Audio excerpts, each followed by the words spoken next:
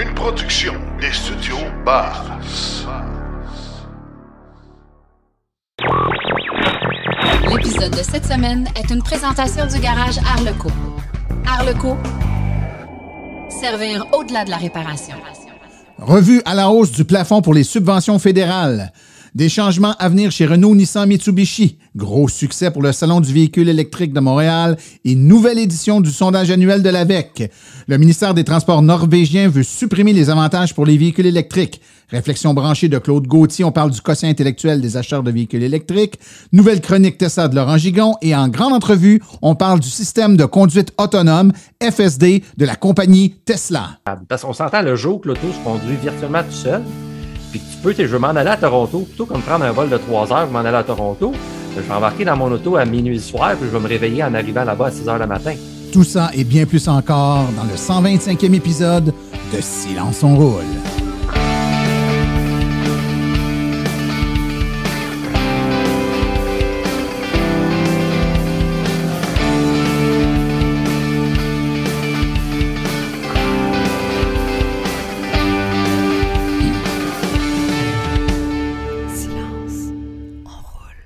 Bonjour tout le monde, mon nom est Martin Archambault et c'est avec passion et plaisir que j'anime Silence on roule, le balado dédié 100% aux voitures électriques. Silence on roule est également le fier partenaire de l'Association des véhicules électriques du Québec.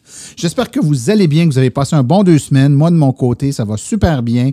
Je vous rappelle que je suis dans un studio temporaire pour encore quelques épisodes, donc encore au moins 1 mois et demi, 2 mois, compte tenu de rénovations majeures chez moi. Donc, on est relocalisé temporairement, mais on parvient tout de même à produire, je pense, quelque chose de potable. Vous pouvez sûrement observer ou plutôt remarquer quelques différences au niveau sonore, mais quand même, on réussit à s'en tirer pas trop mal dans les circonstances. Encore une fois, ce mois-ci, très surpris de voir la progression, l'augmentation de téléchargement de Silence on roule. Vraiment, là, je pense que plus que jamais, Silence on roule répond à un besoin. Une augmentation de près de 50% en quelques mois seulement. Vraiment très impressionné. Je suis très surpris d'ailleurs de l'auditoire sur YouTube. Il faut bien réaliser que Silence on roule est un format radio. Donc, on publie sur YouTube sans vraiment mettre de vidéo. Là, c'est simplement le visuel de l'épisode avec l'audio par-dessus. Et malgré ça, YouTube est rendu le deuxième moteur sur lequel l'épisode est le plus écouté. Donc, après Apple Podcasts, c'est YouTube qui est le plus populaire. Donc, ça me surprend vraiment. Il y a quelques mois à peine, il y a 1 an seulement, on n'était même pas sur YouTube. Il y a quelques mois à peine, c'était quelques centaines de téléchargements seulement par mois. Et maintenant, c'est par milliers. Vraiment impressionné. On ne l'a pas vu venir. Un épisode vraiment intéressant ce mois aussi. On parle de plusieurs choses. Évidemment, il y a la chronique Tesla avec Laurent Gigon. On a également la chronique des réflexions branchées de Claude Gauthier. Mais toujours en mode Tesla, on va parler du full self-driving, donc la conduite assistée, là, qui est une conduite pas tout à fait autonome, mais en tout cas le plus proche qui existe dans une voiture pour une voiture normale grand public, là, c'est le FSD de Tesla. Et on va parler avec 2 propriétaires qui ont cette fonctionnalité-là, qui vont nous parler de leur appréciation là, de la fonctionnalité en question. Mais avant d'aller plus loin, je vous propose d'aller tout de suite écouter les actualités dans le monde de l'électromobilité. Vous voulez des produits qui permettront d'augmenter la valeur de revente de votre véhicule? Chez Précision PPF Vitres teintées, nous sommes à votre service depuis 2015. Nos maîtres installateurs sont tous certifiés et ont plus de 17 ans d'expérience dans le domaine. Nous offrons un service de qualité inégalé quant à la protection par pierre, les soins nanocéramiques ainsi que les vitres teintées. Notre pellicule par pierre ultra résistante est invisible et conservera l'intégrité de votre véhicule tout en prévenant la rouille et en protégeant la peinture contre les débris de la route. Notre traitement nanocéramique possède un puissant effet hydrofuge et il préserve l'éclat et la brillance de votre peinture pour en faciliter l'entretien. Que ce soit pour votre voiture, votre résidence ou votre commerce, Précision PPF Vitres teintées est là pour vous offrir la multitude d'avantages qu'offre la teinte de vitre. Venez nous rencontrer au 1970 boulevard des Laurentides à Laval, Appelez-nous au 450-490-4488 ou encore venez visiter notre page Facebook Précision PPF Vitres teintées. Nous comblerons vos exigences tout en vous offrant la qualité que vous recherchez. Les actualités sont une présentation du Salon du véhicule électrique de Québec, du 13 au 15 mai au Centre des foires de Québec. Venez voir et essayer toutes les nouveautés dans le monde de l'électromobilité. Bonne nouvelle pour les consommateurs canadiens, le programme d'incitatif pour les véhicules à zéro émission, le IVZE, le programme de subvention fédérale, continuera d'exister jusqu'au 31 mars 2025 ou jusqu'à épuisement des fonds disponibles. Jusqu'au 25 avril, donc, le plafond pour le prix de détail suggéré par le fabricant, le PDSF du programme IVZE, augmentera, ce qui accroîtra le nombre de marques et de modèles de véhicules admissibles et la définition des véhicules hybrides rechargeables à plus longue autonomie est désormais basée sur l'autonomie électrique du véhicule en kilomètres. Les véhicules hybrides rechargeables avec une autonomie de plus de 50 km seront éligibles aux 5 000 $ de subvention, tandis que ceux sous le seuil du 50 km d'autonomie tout électrique seront toujours éligibles à une subvention de 2 500 $.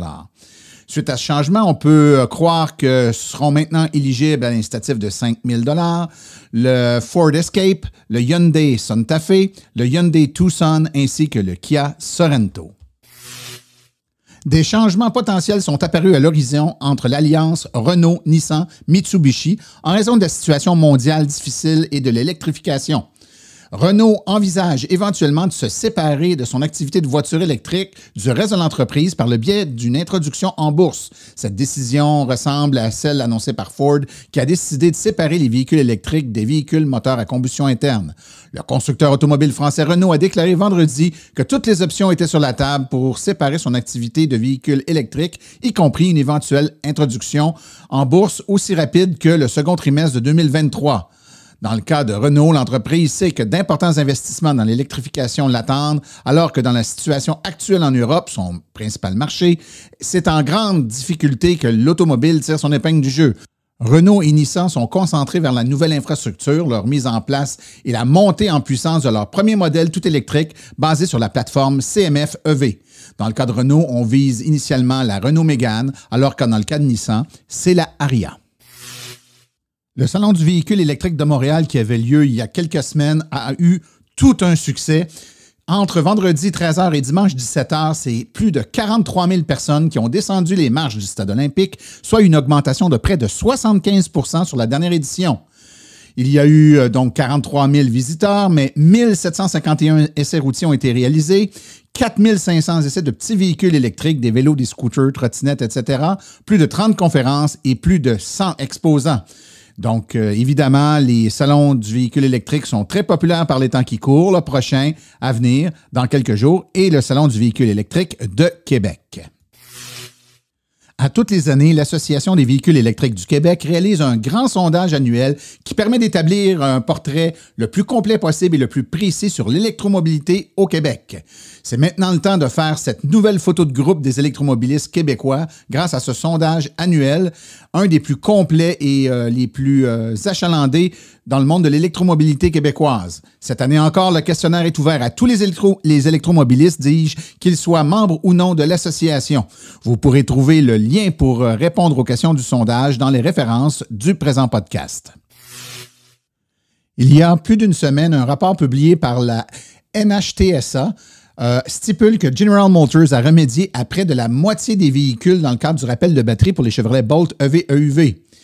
Donc, ce rapport qui date du 22 avril stipule que 26 925 véhicules sur un total de 57 414 ont fait l'objet d'un rappel. Cela représente environ 45 % du nombre total de véhicules potentiellement concernés par le rappel qui traite des défauts de fabrication pouvant entraîner des incendies de la batterie. Cependant, 210 véhicules sont répertoriés comme introuvables et 345 autres auraient été détruites. Selon le rapport, tous les propriétaires ont été informés du rappel entre le 13 août 2021 et le 12 octobre 2021. Le ministre norvégien des Transports envisage de supprimer ou de réduire certains privilèges accordés aux véhicules électriques, comme les taxes et les péages dans les grands centres urbains. Selon ses propres déclarations, le gouvernement veut diminuer le trafic en plus de remplacer les moteurs à combustion par des voitures électriques. Selon le ministre des Transports, les raisons de cette réflexion ne sont pas seulement causées par la baisse des revenus, mais aussi à cause du retard de l'évolution du mode de transport. Selon le ministre des Transports, c'est formidable de rouler en voiture électrique, mais ce n'est pas idéal si les gens utilisent leur voiture pour se rendre dans les centres urbains au lieu de marcher ou de faire du vélo ou d'utiliser le transport en commun.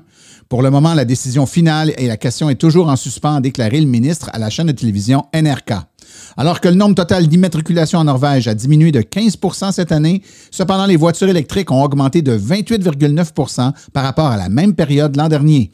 En avril, 74,1 % des nouvelles immatriculations en Norvège étaient électriques, alors qu'en mars, elles représentaient 86,1 %.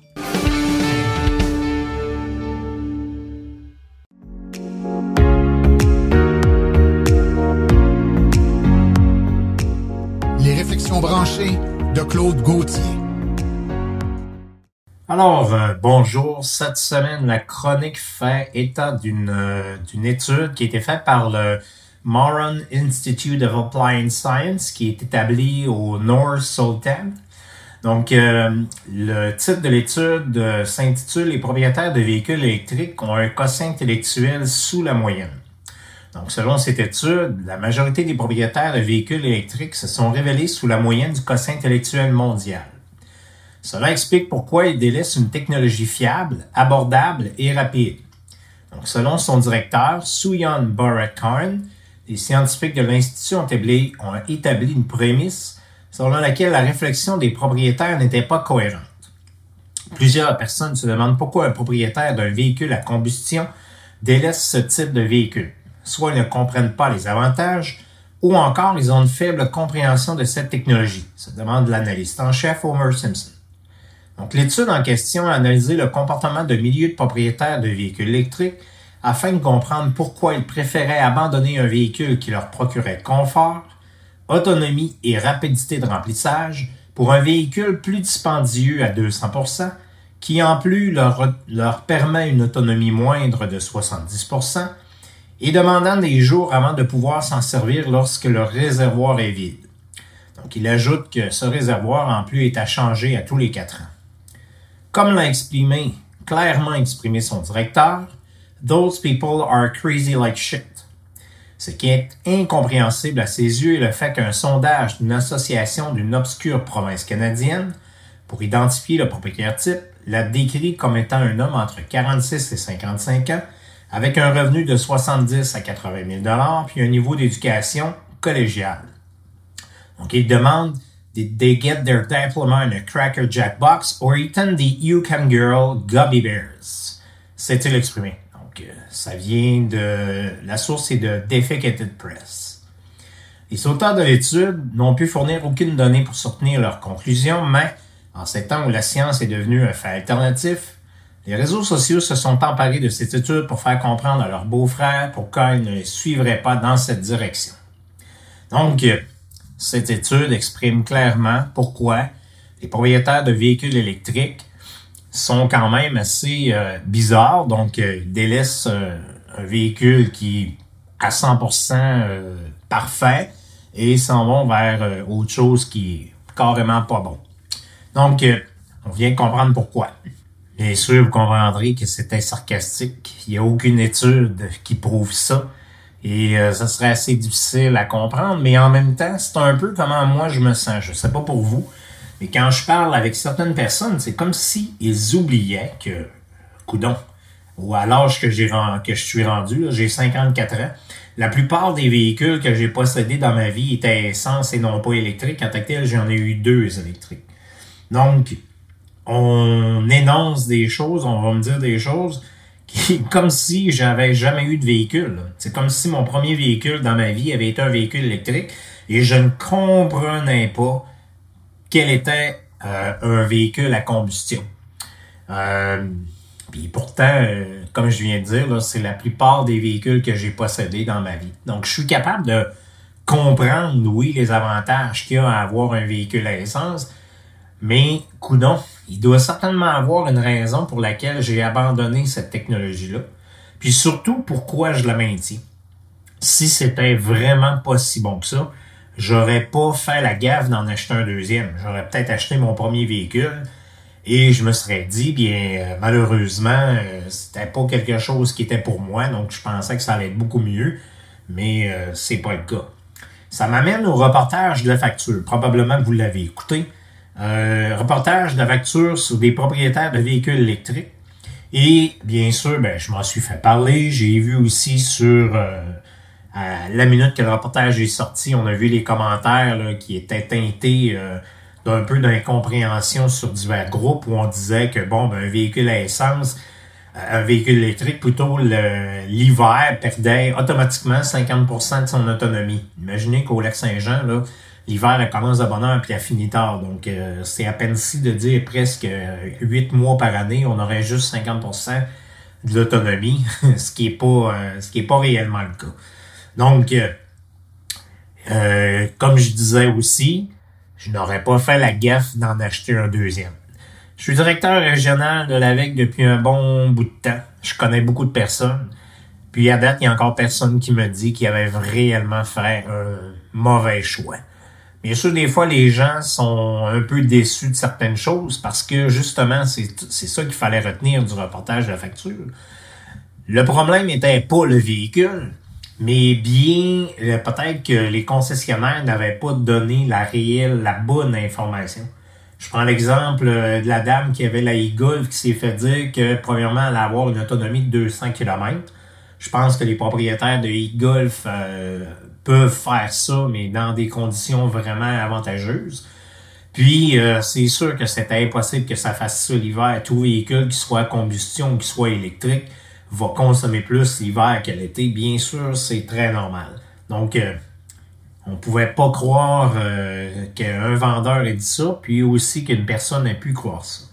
Le deuxième aussi reportage que je veux vous parler, c'est Radio-Canada qui a fait une série de reportages là, qui étaient sur le web et que j'ai vu apparaître aussi sur Découverte concernant le lithium là, qui voudrait être extrait là, dans les mines dans la province de Québec. Donc, je sais pas pourquoi, mais il y a plus qu'une mine, mais on s'est concentré sur une mine qui est en Abitibi, donc qui est tout près de l'Esquerre, qui est possédée par ESCA, puis aussi qui est l'eau potable qui sert pour les habitants de la ville d'Amos, là, en Abitibi-Témiscamingue. Je pourrais peut-être faire un lien aussi qui a pas été dit dans le reportage, mais si j'étais la compagnie qui a puisé plus de 2 milliards de litres d'eau en 2017, puis qui a versé des redevances de seulement 145 899 $ et 92 sous, peut-être que moi aussi, je serais inquiet qu'il y ait une mine qui ouvre, qui aille polluer là, vraiment la source de mes revenus. Vous voyez, j'ai pas dit que je voulais que la compagnie aille polluer la source d'eau pour les habitants de la ville d'Amos. Pas du tout.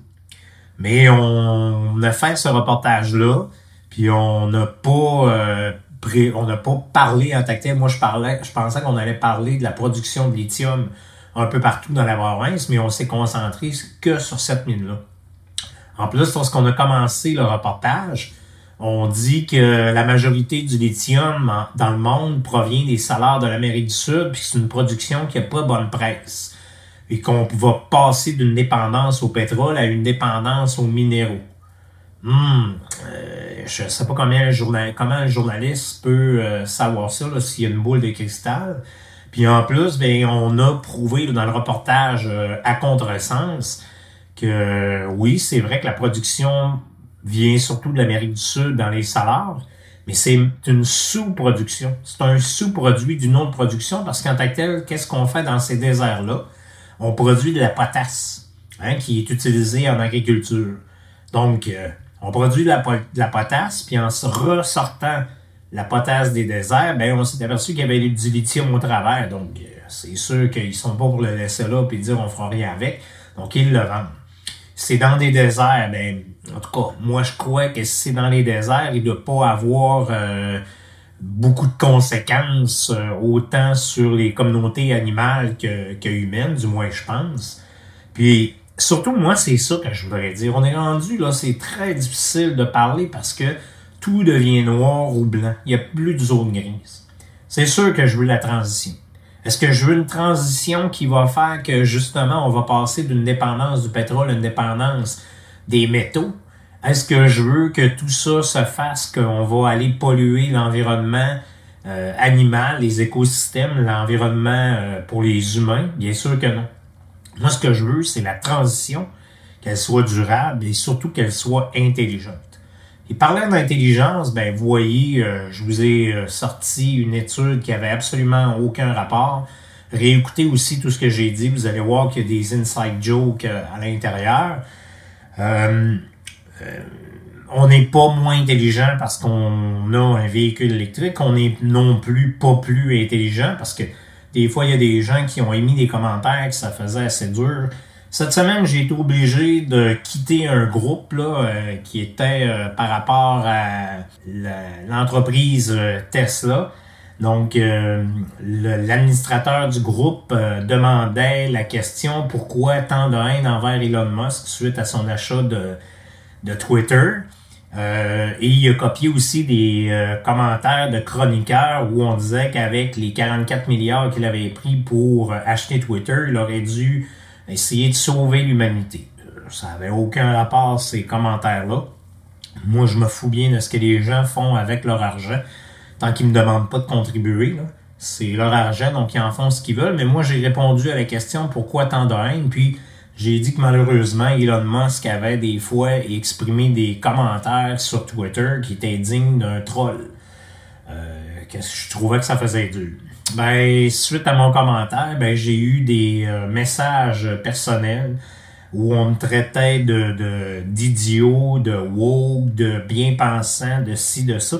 Il y a même quelqu'un qui s'est permis de me dire que ce serait drôle qu'il aille faire la même affaire que j'étais en train de faire en essayant de débâtir Tesla. Wow, j'essaie de débâtir Tesla. Qu'il irait faire des commentaires sur Google contre mon entreprise là, pour vraiment me faire une mauvaise impression. Donc, ça me tentait pas de me battre. Là. Donc, j'ai décidé de quitter le groupe, puis ça a été ça. Donc, pour vous dire que l'intelligence n'a pas rapport avec le véhicule que vous possédez, mais bien à la réflexion que vous en faites. Donc, là-dessus, bonne semaine.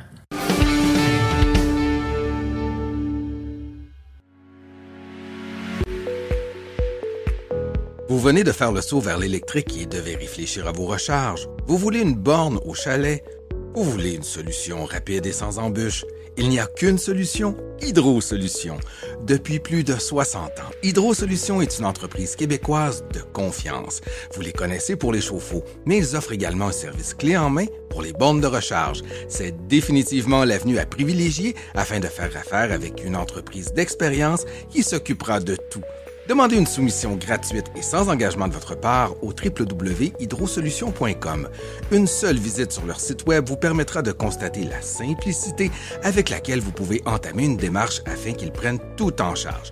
L'analyse de votre situation, l'installation d'une borne de qualité par un installateur certifié et même, au besoin, le financement sur 24 ou 48 mois. Par la suite, en cas de problème, leur équipe d'experts est là pour vous. Hydro Solutions, leur mission, vous simplifier la vie.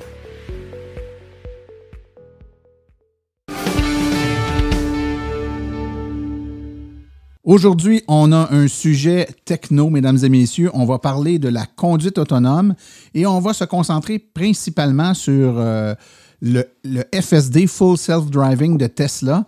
Sa dernière mouture, au moment où on enregistre l'émission d'aujourd'hui, on est au 10.11.2. Au moment où vous allez l'entendre, ça va être diffusé, on sera peut-être rendu au point 3, point 4, qui sait. Mais à tout de moins, ça sera des améliorations de ce qu'on va parler aujourd'hui, si jamais ça évolue un peu. Et pour en parler, évidemment, on a des propriétaires de Tesla qui ont cette dite fonctionnalité de Full Self-Driving. Alors, j'ai avec moi Marc Godin. Bonjour, Marc. Bonjour. Et également, un que vous connaissez, vous entendez à l'occasion, Fred Saint-Laurent. Salut, Fred. Bonjour. Donc, messieurs, vous avez des Tesla, peut-être pour nous situer un peu. Quel modèle, Fred, toi, tu as une? Model 3 Long Range 2018, là, dans les premières qui étaient sorties 4 roues motrices à l'époque. OK. Et toi, Marc? Moi, j'ai une 2019 Long Range également, mais propulsion. OK. Mais ça change techniquement rien, à moins que je n'ai pas compris. Là, dans le FSD comme tel, on vous a déployé la même version logicielle, puis vos véhicules respectifs ont les mêmes fonctionnalités, où il y a des différences au niveau des, je sais pas moi, des caméras, des capteurs qui pourraient faire, non? C'est la même chose? Il y a peut-être des petits détails au niveau des caméras. J'ai entendu dire que les plus nouvelles, les clignotants latéraux qui servent maintenant de caméras d'angle mort, justement, qu'on met le clignotant de nuit, Ouais. on ne voit plus l'espèce de petit reflet du clignotant dedans. Fait qu'il y a Je ne probablement des petits dois pas avoir changements. ce modèle-là. Ok, toi aussi, tu J'ai vois la encore lumière. un peu reflet de là à ce que ça m'agace, non. Mais oui, je vois quand même le reflet du clignotant.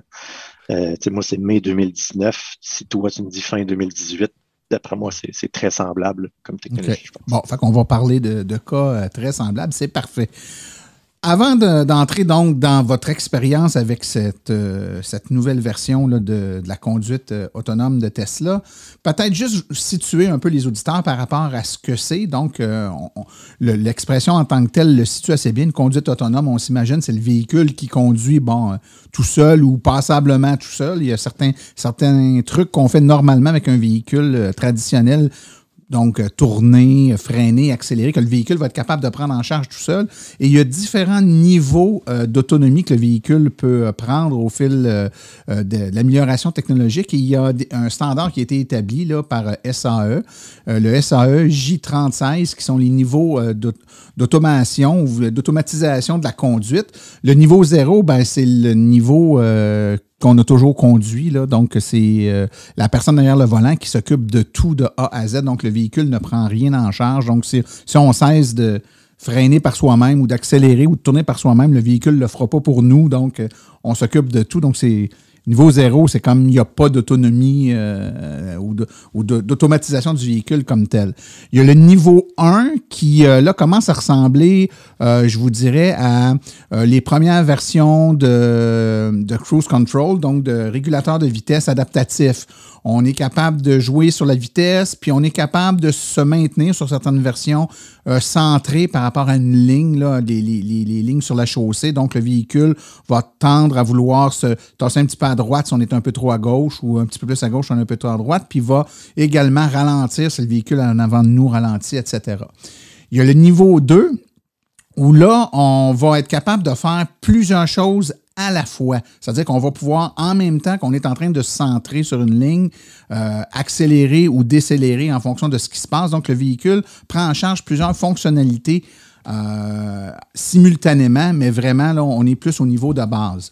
Au niveau 3, là, on commence vraiment à parler d'une certaine conduite autonome.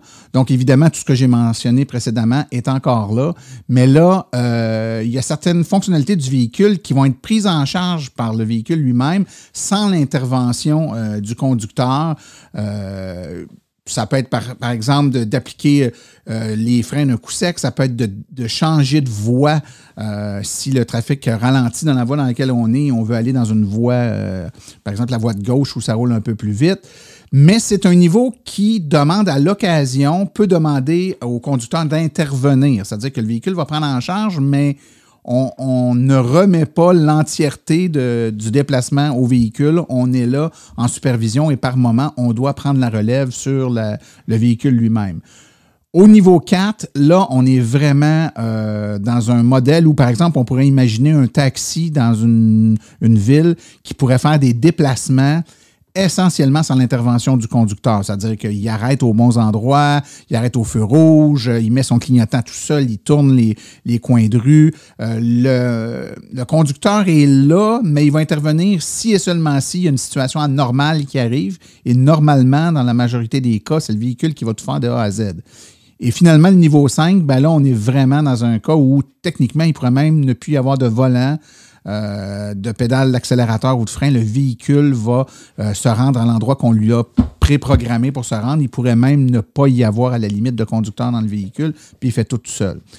La conduite dont on parle aujourd'hui, c'est puis, hein, t'es pas juste un ou juste l'autre. Des fois, t'as des petits bouts d'un, mais t'as pas tout de ce niveau-là. On est quelque part entre le 3 et le 4 au moment où on se parle. C'est-à-dire que le véhicule a définitivement, dans cette version-là de l'autopilote, pas de l'autopilote, mais du FSD, le Full Self-Driving, des fonctionnalités du niveau 4. Le véhicule, donc, est capable de changer de voie, d'accélérer, de reconnaître des panneaux de signalisation, de s'immobiliser par lui-même, d'accélérer, de de répondre aux feux rouges, etc. Et de réagir à certaines situations aussi imprévues. Quelqu'un qui se garage devant le véhicule, une porte de véhicule qui ouvrirait à la dernière seconde, des trucs comme ça.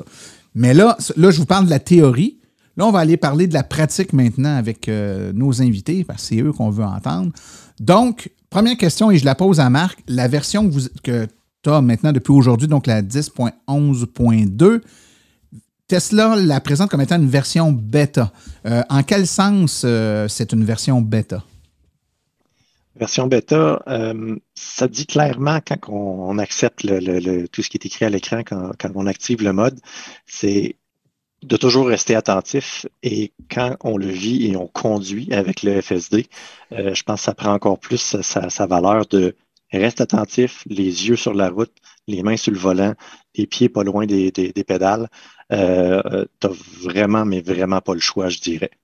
J'aime ça parce que je suis un maniaque de technologie puis de gadgets, donc de voir la voiture essayer des choses ou de réussir à le faire, c'est quand même impressionnant.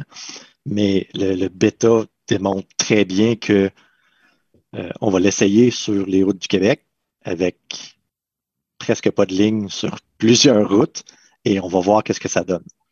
C'est un peu c'est un peu la définition du bêta, je dirais. Je pense que le Québec rentre bien dans un bêta. On va essayer, on va voir qu'est-ce que ça donne quand il n'y a aucune ligne. Si ça marche là, ça va marcher partout, c'est ça. C'est en plein ça, tu sais. Puis en ce moment, le point 2, je peux pas te dire que ça fonctionne ou que ce serait... On va pas le mettre à 4, il se rapproche plus du 3 dans ce cas-ci. Okay. Mais il y a des routes que, OK, wow, je touche à mon volant parce qu'il me le demande de mettre un peu, de mettre un peu de pression sur le volant, mais il fait tout. Il met le flasher, il dépasse, il se retasse à droite et il est totalement conscient de tout qu'est-ce qu'il y a à faire pour respecter les règles de sécurité en conduisant. Frédéric, toi aussi, tu as joué avec, là, puis je dis jouer, là, c'est pas péjoratif, vous comprendrez, mais en même temps, je pense que mon expression n'est pas trop loin de la vérité. Quand on a ça, on s'amuse en tabarouette avec. Donc, je suis persuadé, Fred, sans trop me tromper, que tu es allé faire des promenades juste pour l'essayer. Tu n'avais pas besoin de te déplacer, mais tu allais jouer avec ton FSD. Explique-nous un peu ce que ça fait, là. Donc, tu pars de chez toi, puis quoi, tu programmes dans le tableau de bord une destination, puis tu le regardes essayer de se rendre là où tu lui as programmé d'aller. Qu'est-ce que ça fait concrètement, là? Ben, je dirais qu'en fait, d'un côté, c'est pareil comme avant. Parce que généralement, en tant que conducteur d'une Tesla, tu apprends à peu près tout le temps à utiliser ton système de navigation. Ce que le monde appelle GPS, que je me refuse d'appeler GPS parce que GPS, c'est le sensor et non pas tout le système de carte. Mais bon, peu importe. Donc, le système de navigation que tu rentres à ta destination, généralement, on prend tout le temps l'habitude de faire ça parce que, il tient en compte le trafic, surtout quand moi, je reste à Laval, donc dans une zone urbaine. Il peut tout le temps avoir du trafic n'importe quand. Donc, il me permet d'éviter le trafic beaucoup plus facilement et tout. Donc, c'est pareil. Tu continues à te donner ta destination. C'est juste que dès que tu actives l'autopilote, d'habitude, on pouvait l'activer en ville, mais il est extrêmement limité. Il suivait les lignes parfaites, ça il prenait des belles lignes. Il faisait les stops, mais rendu au stop, il fallait lui dire « vas-y, continue ». Il ne continuait pas, il ne tournait pas les coins. Il y a plein d'affaires qu'il ne faisait pas. Ou je dirais, il faisait presque rien finalement. Maintenant, en théorie, il fait à peu près tout. Donc, c'est pareil. Donc, destination... 2 fois le petit coup sur le levier pour démarrer l'autopilote, puis il essaie de conduire le mieux qu'il peut. Mais le bout, tu le regardes, je vais être 100% dans les lignes de ce que Marc disait, c'est oui, tu le regardes. Je dirais la meilleure façon de résumer justement le full self-driving, si on me le demanderait un mot, c'est surprenant. Mais surprenant dans tous les sens du terme. Donc, autant ça peut être une surprise, wow, il fait ça super bien, autant qu'est-ce que tu fais là? Donc, ça peut être autant un que l'autre. Donc, c'est vraiment surprenant dans tous les sens. Des fois, c'est ça. Donc, c'est vraiment d'être attentif, mais au niveau de l'opération, ça ressemble beaucoup avec ce qu'il y avait avant. OK. Marc, j'ai compris que cette version bêta-là, c'est pas parce que tu as une Tesla puis que tu as acheté le FSD que tu l'as nécessairement. Il y avait des conditions pour l'avoir. Peux-tu nous expliquer un peu c'était quoi? Oui, en réalité, ils ont été avec le mode de code de sécurité. Donc, dépendant de ta conduite, puis de ce que j'ai compris, j'ai pas la théorie, puis j'ai pas lu incroyablement dessus. J'ai juste embarqué dans ma voiture, puis je l'ai essayé, puis je l'ai conduit, puis je me suis rendu compte de quelle manière je conduisais. Ma femme était persuadée que j'allais pas avoir une cote de 100, mais bon, je dis, bon, on va laisser faire ton négatif, puis je vais l'essayer. C'était selon la conduite que tu fais, si tu suis le monde de proche, si tu accélères rapidement, si tu freines brusquement, si tu donnes des coups de volant, ça te donnait une cote à la fin de chacun de tes trajets. Et cette cote-là cumulée te donnait comme un score. Et ce score-là s'évaluait sur 100, puis c'est ce qui te permettait de avoir le FSD en priorité, si on veut, ou en premier, versus les autres. OK. Si je traduis ça, Marc, là, Tesla s'est dit, on va identifier les meilleurs conducteurs. Donc, il observe un paquet de paramètres et c'est au meilleur selon leur façon de calculer. Là, on pourrait débattre si tu es vraiment un meilleur conducteur quand tu as une cote de 100, mais ils établissent une cote, puis c'est seulement les meilleurs à obtenir la cote qui peuvent avoir le FSD. Donc, quelqu'un, par exemple, si au cours d'un trajet, c'est arrivé 2 fois qu'il s'est fait couper, il a dû mettre les breaks d'un coup sec ou des trucs comme ça, sa cote descend et cette personne-là qui aurait une cote de 90 plutôt que 100, ben elle n'a pas cette version bêta-là aujourd'hui. Ça a été limité aux bonnes cotes. Tu as quelque chose à dire là-dessus, Fred? Si je peux me permettre d'ajouter, je dirais, c'est l'intention vue haut niveau. Mon interprétation de l'intention, c'est que c'est tellement difficile de réussir à avoir ces bons scores-là. Ça prend vraiment une attention de tous les moments. Il faut vraiment vouloir, finalement. Puis j'ai l'impression que c'est ça qu'ils ont plus voulu aller chercher, le monde qu'ils voulaient vraiment, puis qui était prêt à mettre l'effort, de faire un effort pendant un bout de temps. Surtout que ce bout de temps-là, au début, ils nous avaient dit que ça serait une semaine. Ça a été quasiment 1 mois. Donc, ça a été 1 mois qu'il a fallu qu'on conduise, entre guillemets, les fesses serrées ou qu'on se trouve différents trucs. Ben, je dirais qu'il y avait une affaire très spéciale là-dedans qui aide beaucoup de monde, puis que moi, c'est le même que je l'ai fait. Le bout que j'ai conduit la majorité du temps, c'est que tant que tu es sur l'autopilote, peu importe ce qui arrive, si l'auto freine en panique sur l'autopilote, si l'auto fait un mouvement sec en autopilote ou peu importe, c'est l'autopilote qui conduit, l'autopilote de base, je parle, pas le full self-driving, mais dès que c'est sur l'autopilote, ça ne compte pas. Fait que ton millage comptait, ça rentrait en compte dans les calculs pour prouver que tu utilisais le véhicule. Mais ça baissait pas ta cote. Exactement, ça ne te faisait pas descendre. OK. Je suis d'accord avec ça, excuse-moi Martin, je suis d'accord avec ça, mais j'avais l'impression justement que si sur un voyage de 200 km, tu mets ton FSD 198, mais le 2 km que tu n'as pas mis ton FSD ou ton pilote automatique, ce 2 km-là, échappe-les pas ou freine pas parce que là, ta cote va prendre un solide coup. Ouais. Fait que, des fois, j'étais un peu... Tant qu'à faire, mettons, je vais faire un voyage, j'ai fait presque 1500 km pour avoir mon 100%. Je suis descendu une fois à 99 puis je suis remonté à 100. Mais je dirais qu'un voyage de 200 km attentif te donne une note puis remonte, corrige, si on veut, les défauts de tes autres voyages relativement rapidement en tant que tel. Mais comme mentionné, si tu as vraiment le vouloir puis tu fais attention, tu n'as aucune raison de suivre quelqu'un la personne, la voiture en avant, à 3 pieds de distance. En tant que tel, nos cours de conduite nous ont jamais appris à coller le monde autant que ça. Ben, c'est un peu ça que ça fait réaliser la cote de sécurité. Très intéressant quand même. Tu sais, puis on l'a souvent dit que Tesla était capable, là, avec les caméras même dans le véhicule, de voir l'attention que le conducteur a sur sa conduite. Puis il utilise aussi ces stratégies-là pour les assurances aux États-Unis ou dans les pays dans lesquels Tesla vend de l'assurance automobile. Donc, il se fie à comment eux détectent ta qualité de conduite, mais basée sur autre chose que des accidents, basée sur comment tu accélères, comment tu dépasses, comment tu colles, comment tu es focus sur ce que tu fais. Donc, ça devient intéressant parce qu'ils peuvent à ce moment-là baisser ta prime parce que sans même que tu aies eu un accident, ils ont des confirmations par d'autres paramètres que ta conduite est, entre guillemets, plus sécuritaire ou en tout cas mérite que tu aies une bonne cote et donc des assurances qui coûtent moins cher. Vous avez mentionné tantôt quelque chose d'intéressant, donc tenez le volant. Quand on pense à conduite autonome, full self-driving, dans notre tête, c'est l'auto conduit tout seul. Donc, on pense intuitivement qu'on a les 2 mains sur les genoux puis le char conduit tout seul. Je comprends qu'il peut le faire, c'est-à-dire qu'on les laisse proches ou sur le volant par sécurité, mais que si on les mettait sur nos genoux, le véhicule conduirait tout seul très bien quand même, mais il y a des limites, c'est-à-dire que je pense qu'au bout d'un certain temps, il t'oblige à tenir le volant. Comment ça fonctionne? Qu'est-ce qui fait que tu te dois de garder les mains sur le volant, Marc? Selon moi, ça va par distance, parce que sur l'autoroute, ça me le demande un peu plus souvent que dans les petites rues. C'est là un peu, puis Frédéric, dis-moi là si toi, tu as d'autres expériences ou quoi que ce soit d'autre, mais je te dirais que justement, il y a une manœuvre qui approche, il va demander de confirmer qu'il y a encore quelqu'un en arrière du volant. Il y a encore quelqu'un qui est conscient que je suis en train de mettre le flash rouge, je vais tourner à droite, ou etc. Donc, on dirait que c'est un peu là que le système veut une attention ou veut une confirmation d'un humain derrière, ouais. Exact. En gros, il détecte une résistance parce que c'est lui qui actionne le volant pour le faire tourner. Donc, dès qu'il détecte une résistance un peu, il sait qu'il y a des mains sur le volant. Mais je dirais aussi, depuis certaines versions, même avec l'autopilote normal, il peut servir de la caméra à l'intérieur dans l'auto. Puis s'il regarde que tu regardes trop ailleurs, s'il détecte que tes yeux sont pas relativement focus en avant, ou que même si tu as des lunettes fumées puis ta tête regarde dans le champ, là, il va te dire, hey, au début, il fait juste des petits flashs sur l'écran disant, hey, t'es-tu là? Puis une matinée, les flashs vont devenir plus gros, puis une matinée, il va se mettre à faire des bips. Mais en gros, ça, c'est rien de nouveau, justement. C'est la même chose que pour l'autopilote avant. Je dirais ce qui est peut-être nouveau, c'est justement avant qu'on était sur l'autoroute, il faisait un changement de voie, il nous demandait de confirmer la résistance sur le volant.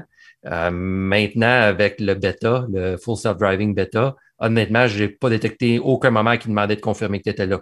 Il assume que tu es là. Mais de toute façon, comme l'a dit Marc, justement, autant des bouts, justement, il est bon, mais autant d'autres bouts, il fait des niaiseries, ce qui fait que tu vas être le moindrement, en tout cas, du moins sur nos routes ici au Québec en ce moment. J'ai vu des fois du monde qui pouvait l'utiliser très longtemps aux États-Unis sur des vidéos qui ont eu zéro problème.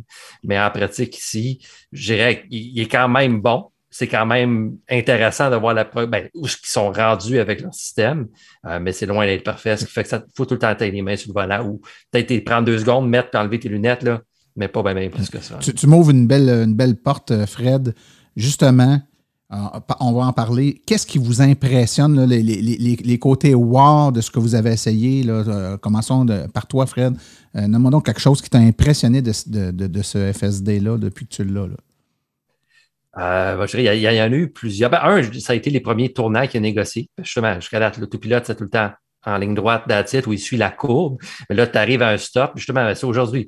J'arrive à un stop, puis il y a du monde un peu dans toutes les directions du stop. Il y en a un, genre, j'arrive en dernier, il y en a un qui passe, l'autre qui passe, puis comme il commence à partir, mon autopilote, mon auto, finalement, moi, à moitié moi, a commencé à automatiquement avancer comme l'aurait fait un humain pour prendre ma place à l'intersection dans le stop. Puis il l'a super bien fait, il a négocié son tournant. Mais parallèlement aussi, des fois, on dirait qu'il arrive au stop, puis ouais, vas-y, c'est dégagé. Il n'y a pas un chat, pourquoi tu... Fait que c'est autant des fois, il arrive à un stop, il va négocier le stop parfait. Wow, chapeau, tu donnes une main d'applaudissement, il arrive au stop d'après, puis on dirait qu'il dit non, tu m'applaudis pour rien.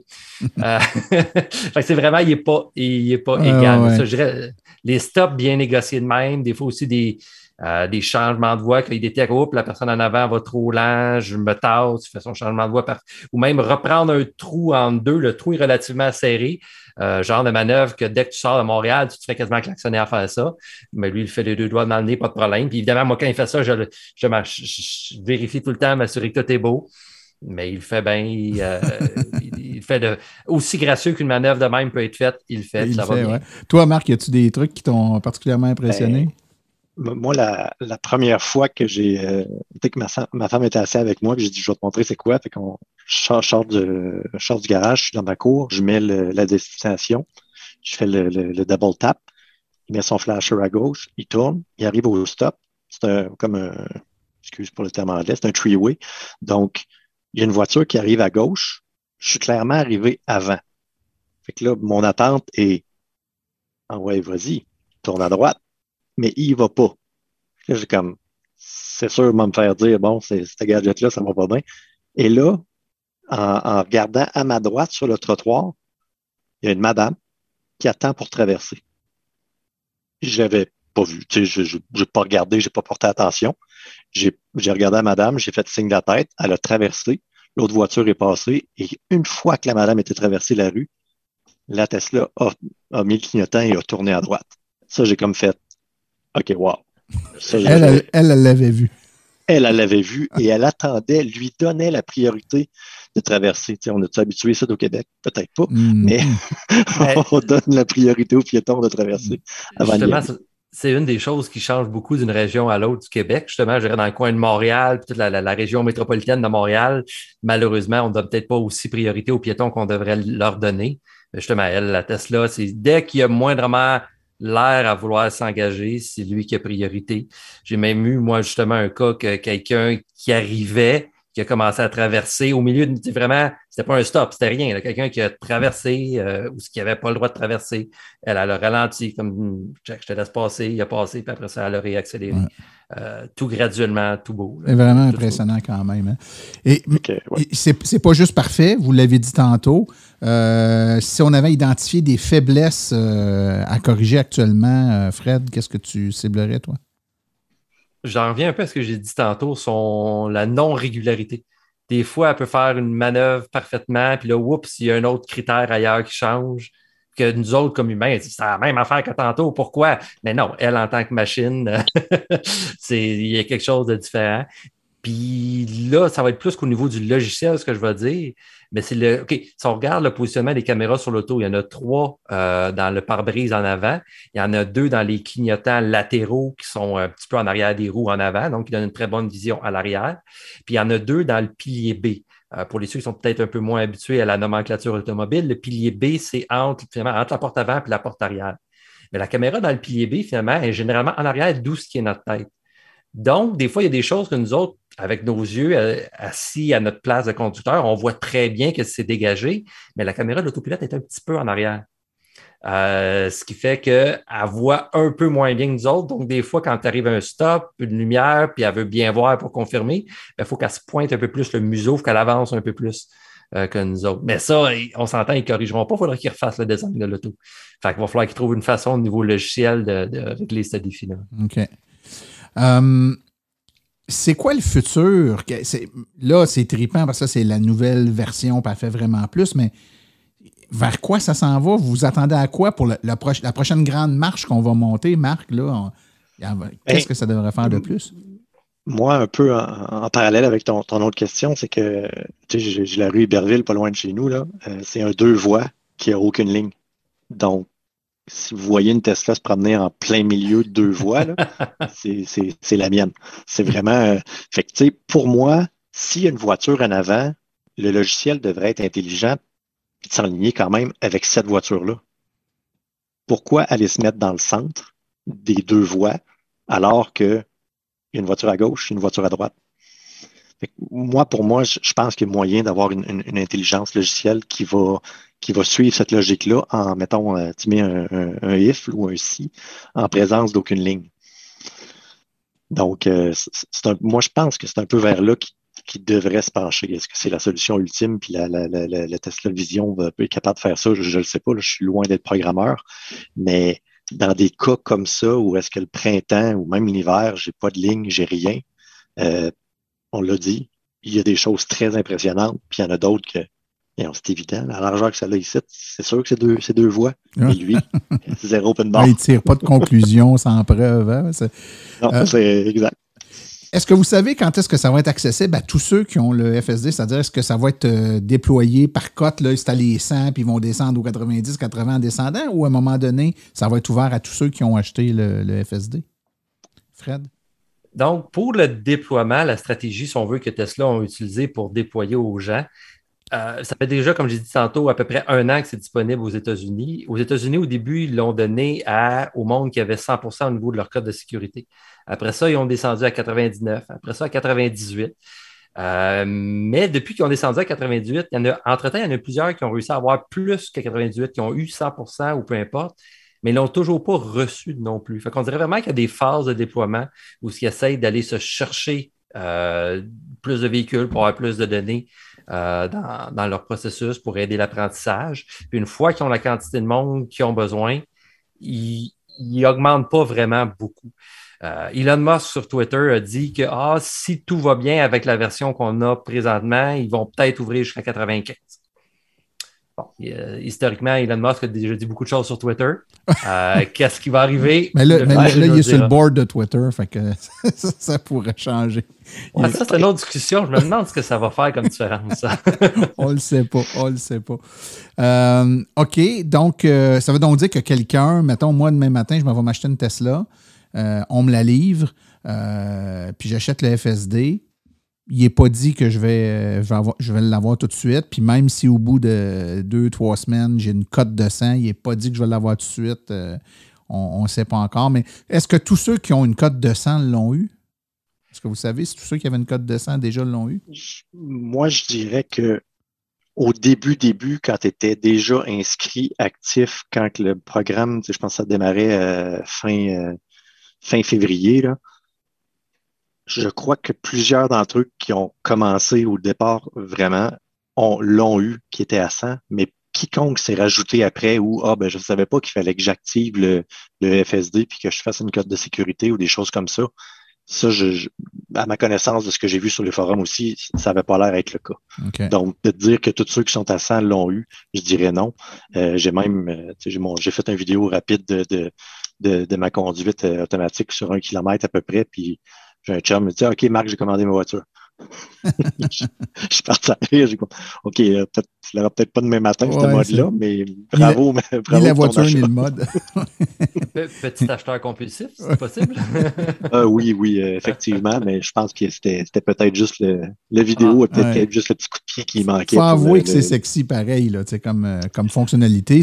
Il y a plein de fonctionnalités qu'on peut retrouver ou qu'on peut avoir vues dans plein d'autres voitures. Ça, ce niveau d'intégration-là de la conduite autonome dans un véhicule grand public, je veux dire, il n'y a rien qui approche ça. Il faut être honnête, là, Tesla est des années-lumière en avant des autres, quoique il y a beaucoup de recherches puis il se fait beaucoup de trucs intéressants au niveau expérimental, commercial, tout ça, mais dans la voiture grand public, c'est vraiment... il n'y a pas d'autres options. Là. Si tu veux avoir ce niveau d'autonomie-là, il faut vraiment que tu ailles chez Tesla.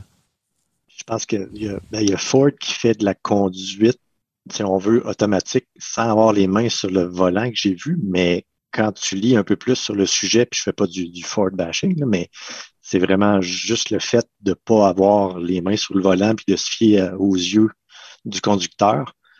Mais je trouve que ça a un contrepartie un peu dangereux côté réflexe s'il y a quoi que ce soit avec cette conduite-là automatique. Mais là, quand tu regardes toute l'analyse puis tout ce que l'ordinateur voit sur l'écran avec le Tesla, c'est comme, OK, on est dans un autre monde. Ouais, tout à fait. J'ai bien aimé ton explication mettons, entre un 3.5 puis un 4, là, puis là, ce que j'essaie d'expliquer au monde souvent, c'est le mot bêta. Attendez-vous pas à une perfection là. On est en train de le tester. On est en train de l'essayer. Il faut comprendre ce qu'on est en train de faire. Ouais. Puis même pour un bêta, ce qu'il faut garder à l'esprit, c'est certaines personnes ont été habituées, par exemple, il y a quelques années, Gmail bêta. Gmail était en bêta pendant quelques années. Mais soyons honnêtes, Gmail, c'était quoi? C'est Hotmail. Donc, c'est le système de messagerie online sur le web. Donc, c'est quelque chose que bien des gens avaient fait. Bien des gens avaient fait quelque chose de similaire. Là, on parle justement d'un système d'intelligence artificielle alimenté de 8 caméras qui fonctionnent tout en temps réel, dans la vraie vie, dans le vrai monde, sans qu'il y ait de carte. Avec des enjeux de sécurité extrêmes. T'es loin, t'as pas de place à l'erreur, là. Puis, c'est ça, ça n'a jamais été fait avant. Ouais. Fait que c'est certain que s'il l'aurait appelé Alpha, ça n'aurait pas volé. Mais personnellement, c'est plus, justement, c'est du logiciel en développement. Il faut être conscient, justement, qu'il va être loin d'être parfait. Quelqu'un qui s'attend à quelque chose de parfait, il va être déçu, il va vouloir se faire rembourser. Mais si tu l'achètes dans l'état d'esprit que, justement, non, il n'est pas parfait, mais je veux faire partie des premiers qui l'essaient, je veux vivre avec, je veux connaître l'évolution de cette technologie-là, qui dans X années, puis là, je ne me pense pas ça va être quoi le X, là. X, mettons un X qui varie entre 5 et 50, là, mais dans X années, mais que l'auto se conduise 100% tout seul, je vais avoir vécu une partie du trajet sur cette révolution-là. Parce que même qu'on soit rendu là, le monde du transport va commencer un bouleversement comme on ne l'a jamais connu. Puis on est tous pro-auto électrique ici à Silence on roule, mais ce bouleversement-là, au niveau des habitudes de vie, va être des années-lumière en avant de ce que l'électrique a pu amener comme petit bouleversement. Ouais, je ne suis pas convaincu de ce que je dis là, mais c'est un peu mon impression, puis c'est le feeling avec ce que j'ai lu de Elon, puis ces choses-là, c'est que en ayant le bêta, puis en l'essayant, puis en l'utilisant, on apprend au système. Tu sais, quand est-ce que je reprends le volant puis que le FSD débarque? Il est en train de rouler dans 2 voies, comme je disais tantôt. Je le remets droit, je le réactive. Est-ce que ça fait un flag chez Tesla, puis à un moment donné, il y a un programmeur quelque part qui voit ça, puis fait comme ouais, on a de la misère avec les lignes, les pas de lignes, ces rues, là. Fait que, tu sais, je me dis que, je dis ça, je dis à ma femme, c'est loin d'être parfait. mais chaque conduite que je fais, j'apprends au système. Ça génère des données pour s'améliorer. Exactement. Et l'intelligence artificielle, c'est ça, hein, c'est d'apprendre, d'avoir des comportements nouveaux dans des situations en faisant de l'extrapolation par rapport à d'autres intrants. Puis l'intrant, c'est pas juste les caméras, c'est aussi la réaction du conducteur derrière le volant qui donne des informations qui doivent être discriminées. Écoutez, le temps presse, messieurs. On est déjà rendu à la fin. Mais ma dernière question, puis je veux la poser, puis c'est évidemment, là, le but n'est pas de flasher, le but, c'est de donner l'information aux auditeurs. Cette belle bébelle-là, là, ça vaut combien? Là? Demain matin, je m'achète une Tesla, puis je me demande si je le prends ou si je le prends pas. Puis là, vous m'avez donné le goût de le prendre. Je m'amène dans ma poche pour combien là, pour avoir ça? Fred? Aujourd'hui, si je me rappelle bien, c'est 10 600 Canadiens. Aux États-Unis, quand le bêta est arrivé au début, en dedans de 2 semaines, 3 semaines, le prix a augmenté de 1000, 2000 US. Et une fois de plus sur Twitter, Elon a dit que fort probablement, c'était pour monter d'ici quelques semaines, justement, aussi au Canada, suite à ça. Donc, ton ami Marc, qui a réservé, s'il a réservé avec cette option-là, puis il voulait vraiment, il a fait un bon move parce que les chances sont que le prix va augmenter. Mais, une fois de plus, je dis bien, mais aux États-Unis, tu as aussi la location. Tu peux le louer au mois. Mais, parce qu'il y a encore tout le temps des mais, quand il loue au mois, justement, ça n'en revient qu'à quand est-ce que tu rentres dans le programme. Fait que tu n'auras pas nécessairement été dans la fenêtre pour rentrer dans le programme. C'est peut-être juste le jour que ça va s'élargir que tu peux rentrer dedans. Le point de vue location est bon, mais c'est pas grâce à toi que le système va arriver ou va tomber en place. Ça va être quelque chose de pratique peut-être pour du monde plus tard. Parce que vu que c'est bêta puis que t'es pas inscrit puis que t'es pas là tout de suite, ça pour moi, c'est un peu de l'argent tiré dans les airs. Là. Mais quelqu'un qui est willing, quelqu'un qui est gadget, peut-être ça décrit moi puis Fred justement, là, oui, il y a un montant à payer, mais quand tu fais wow à ta conduite puis que l'auto sort toute seule de ta cour, tu fais comme OK, ça c'est et c'était ma dernière question. Ça le vaut le 10 006, messieurs? Est-ce que ça le vaut? Je reste à chaque personne de décider. Il n'y a pas de bonne réponse, hein? Non, mais c'est parce qu'aujourd'hui, non. Tu regardes ce que tu as aujourd'hui, non, ça ne vaut pas 10 600. Non, la question, c'est combien tu penses. Mais non, excusez. C'est quoi les probabilités, selon toi, que ça arrive dans un délai acceptable? Parce qu'on s'entend le jour que l'auto se conduit virtuellement tout seul, puis que je veux m'en aller à Toronto, plutôt que de me prendre un vol de 3 heures, je m'en aller à Toronto, je vais embarquer dans mon auto à minuit le soir, puis je vais me réveiller en arrivant là-bas à 6 heures le matin. Je vais aller travailler, puis quand je vais avoir fini de travailler, je vais avoir mon chèque de paye, puis je vais avoir mon chèque de Tesla. C'est ça, parce qu'il va avoir été se promener en taxi, puis il va avoir été porter du monde à leur travail ou porter du monde ailleurs ou quoi que ce soit. Puis, on peut mettre des si, puis on peut voir loin, puis quand est-ce que ça va arriver, ça dépend peut-être le temps que je vais conserver ma voiture. Quelqu'un qui ça fait 3 Tesla qui achète dans les 4 dernières années, puis il a pris le FSD à chaque fois, ça, pour moi, c'est une dépense illogique. Il peut écrire à Elon ou à toute l'équipe Tesla, puis être pas content d'avoir payé un 10 000 $ à chaque achat, parce que c'est pas transférable quand tu changes de Tesla. Mais la logique est que la fonctionnalité FSD suit la voiture. Effectivement, là, ça vaut pas le 10 000. Mais moi, quand j'ai évalué le montant que la voiture coûtait, les gadgets, le ci, le ça, j'ai laissé faire la 4 roues motrices, j'ai pris le FSD. Probablement que j'ai pas beaucoup de monde qui vont être d'accord avec cette option-là.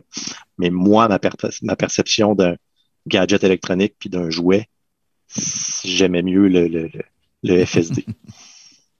Messieurs, ça a été un plaisir de vous entendre aujourd'hui.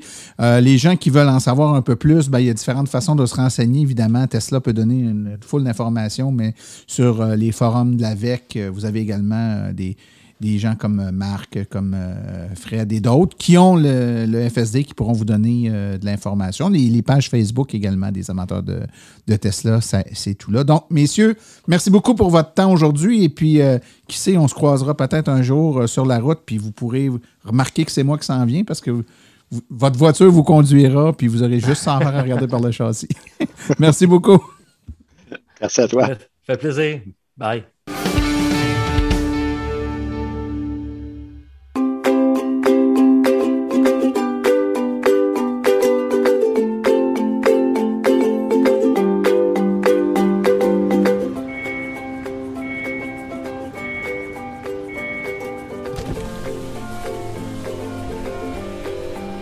C'est vrai que ça brise moins, mais il y a quand même un minimum d'entretien à faire sur nos voitures électriques. Quand est venu le temps de faire l'entretien de mon véhicule, j'ai choisi de faire confiance à l'équipe d'Arleco plutôt que le concessionnaire. Ça fait maintenant 3 générations que cette entreprise familiale chouchoute nos voitures et ils ont été parmi les premiers à s'engager activement dans l'électrification des transports tout en adoptant des procédures et des produits sains pour l'environnement. Avec ses techniciens spécialement formés à l'entretien et réparation des voitures hybrides et électriques, Arleco nous offre aujourd'hui la même qualité de service sur nos VE qu'elle a toujours livré depuis bientôt 40 ans. De plus, chez Arleco, j'obtiens 10 % de rabais sur la main-d'œuvre et les traitements anti-rouille avec ma carte membre hors de l'AVEC. Arleco Génération 3, 8470 Boulevard Parkway à Anjou, 514-352-1446 ou arleco.ca. Arleco, servir au-delà de la réparation.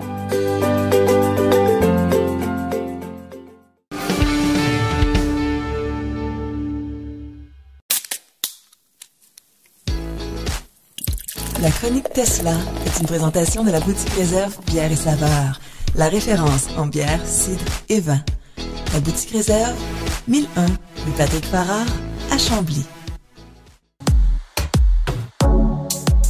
How do you plan a business where you know, the rocket business, you know some of these things are going to blow up on the launch pad? How does the business plan work? I don't really have a business plan. Chronique Tesla avec Laurent Gigon. La réunion sur les rapports sur les bénéfices du premier trimestre 2022 a eu lieu.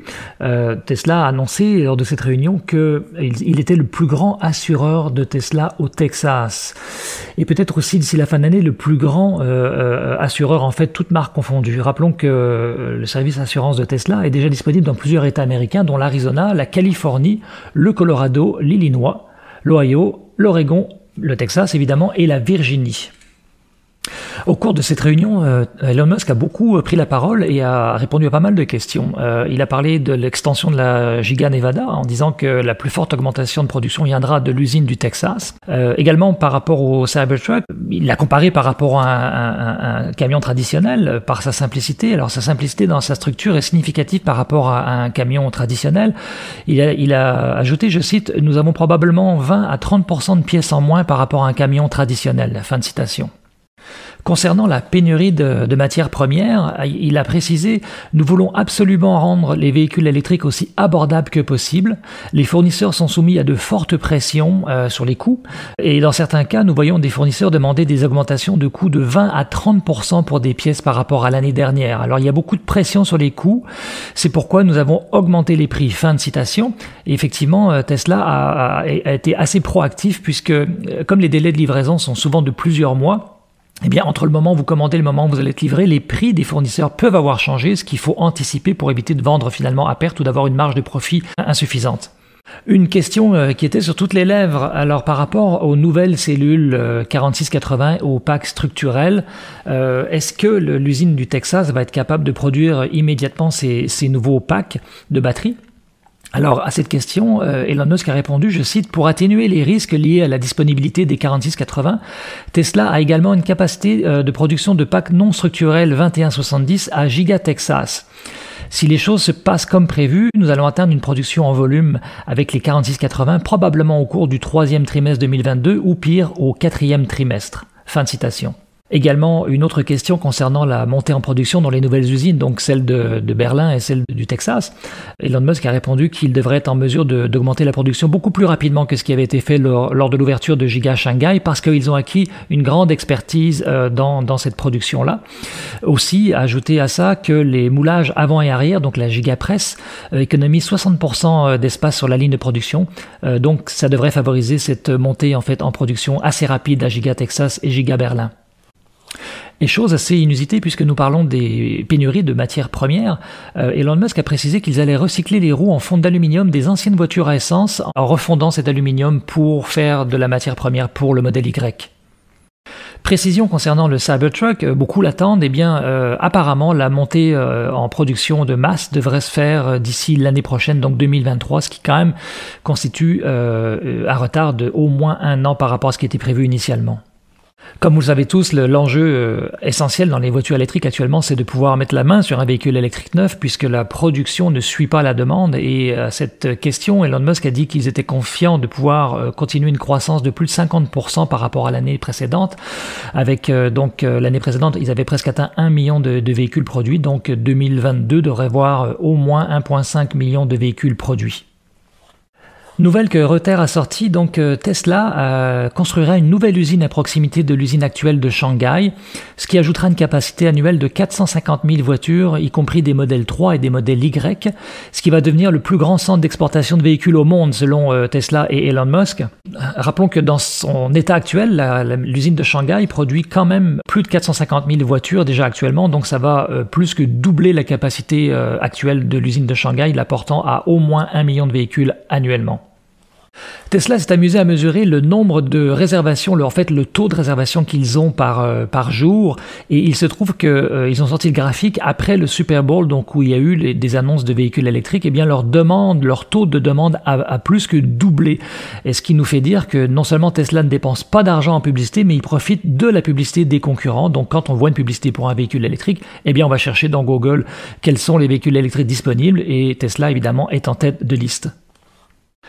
Le prix du lithium a atteint des sommets historiques depuis 2012 puisqu'il est aujourd'hui supérieur à 80 000 $ la tonne alors qu'il était inférieur à 20 000 $ la tonne avant 2021, ce qui nous fait dire que Tesla en fait cherche beaucoup d'accords de partenariat pour aller chercher ces matériaux qui sont en pénurie comme le lithium ou le nickel. Aux États-Unis, Tesla a décidé de ne plus livrer le chargeur mobile avec les modèles 3 et modèle Y. Alors j'ai fait un sondage sur le compte Twitter de Tout Tesla et vous avez été plus de 87% à dire que vous ne trouvez pas que c'était une bonne idée. Donc plus de 87% d'entre vous ont répondu qu'ils préféreraient finalement que le chargeur mobile soit toujours vendu avec le véhicule. Elon Musk a précisé qu'il allait baisser le prix du chargeur mobile et qu'il serait accessible à partir de $200 US. Au choix, on pouvait cocher cette option-là lorsqu'on commande le véhicule. Dans un autre registre, si vous aimez le théâtre, je vous invite à aller voir la pièce Pétrole de François Archambault. Il s'agit d'une autopsie d'un rendez-vous manqué avec la lutte au changement climatique. Depuis 1979, des données étaient disponibles, mais on a préféré les oublier. Et vous verrez, c'est assez saisissant, tous les modèles qu'on a actuels sur l'évolution du climat et l'augmentation du CO2 dans l'atmosphère avec les conséquences que ça a sur la modification de notre écosystème, eh bien tout était parfaitement documenté depuis les années 70 et cette excellente pièce écrite par François Archambault en fait fait le récapitulatif de toute cette période-là. Alors c'est au théâtre Duceppe et il y aura des places disponibles, donc si ça vous tente de passer un bon moment avec toute cette équipe. Voilà, c'est tout pour aujourd'hui. Si vous voulez me suivre en direct, vous pouvez me rejoindre sur Twitter dans le compte Tout Tesla ou sur le groupe Facebook qui s'appelle également Tout Tesla. À bientôt.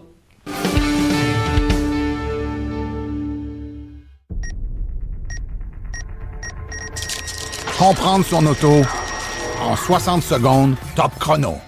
Une question qui revient souvent, c'est pourquoi le kilométrage qui a été annoncé par le manufacturier n'est pas nécessairement le kilométrage qu'on va réussir à faire avec le véhicule. Eh bien, sachez que lorsqu'un véhicule est fabriqué et vendu, on va donner son estimation d'autonomie basée sur certains standards en fonction de où on se trouve dans le monde.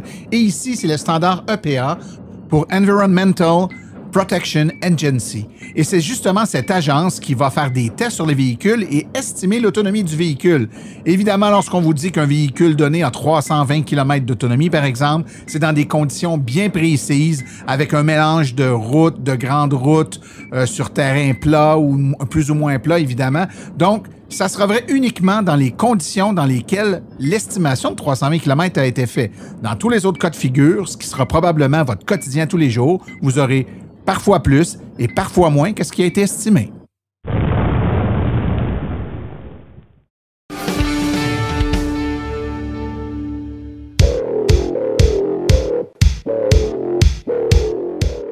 Vous œuvrez dans l'entretien de parc, la livraison de colis, le secteur industriel, les fermes ou le monde municipal? Vous utilisez des véhicules utilitaires à basse vitesse? Grâce à Cubex Équipement, vous avez accès au Max EV pour répondre à vos besoins. Le Max EV est un camion utilitaire robuste, 100% électrique, dans la catégorie des véhicules à basse vitesse pour lequel vous pouvez avoir une autonomie allant jusqu'à 195 km. Les avantages d'un camion utilitaire électrique sont grands. Coût d'opération beaucoup plus bas, aucun besoin d'éteindre le véhicule à l'arrêt et des coûts d'entretien fortement réduits. À ça, bien sûr, on ajoute le fait qu'aucun gaz à effet de serre n'est produit pendant son utilisation. Le véhicule est doté d'une transmission efficace, d'une suspension indépendante aux 4 roues et de freins à disque hydraulique. Il possède une vaste liste d'accessoires, dont le chauffage et la climatisation. Que vous le vouliez avec une boîte ouverte, une benne basculante, une boîte cargo ou muni d'un porte-échelle, Cubex Équipement saura vous fournir le modèle de Max EV qui vous convient et qui saura faciliter votre travail. Le Max EV est d'ailleurs éligible à la subvention du programme Éco-camionnage du ministère des Transports qui peut vous remettre un montant allant jusqu'à 12 500 $. Avec cette aide gouvernementale supplémentaire à l'achat ainsi que les économies substantielles de carburant, vous économiserez ainsi pour les 10 prochaines années tout en participant à la transition énergétique du Québec. Pour plus de renseignements, visitez le www.cubexltee.com ou téléphonez au 1-800-GO-CUBEX.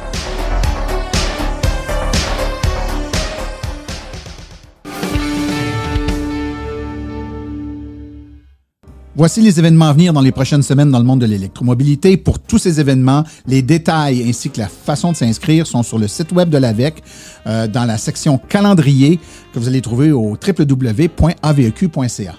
L'Assemblée générale annuelle de l'Association des véhicules électriques du Québec, c'est ce samedi 7 mai à 9h. C'est un moment d'avoir une rétrospective des réalisations de l'année ainsi que l'élection des administrateurs pour la prochaine année. Salon du véhicule électrique de Québec, c'est du 13 au 15 mai au Centre des foires Expo-Cité à Québec. Ensuite, un kiosque virtuel, c'est un panel d'électromobilistes qui vont répondre à vos questions. C'est le mercredi 25 mai à 19h. Dimanche 29 mai, journée de la nature à Sainte-Lucie-des-Laurentides. Venez rencontrer l'AVEQ à l'église Sainte-Lucie-des-Laurentides, des essais routiers, conférences, introduction aux véhicules électriques.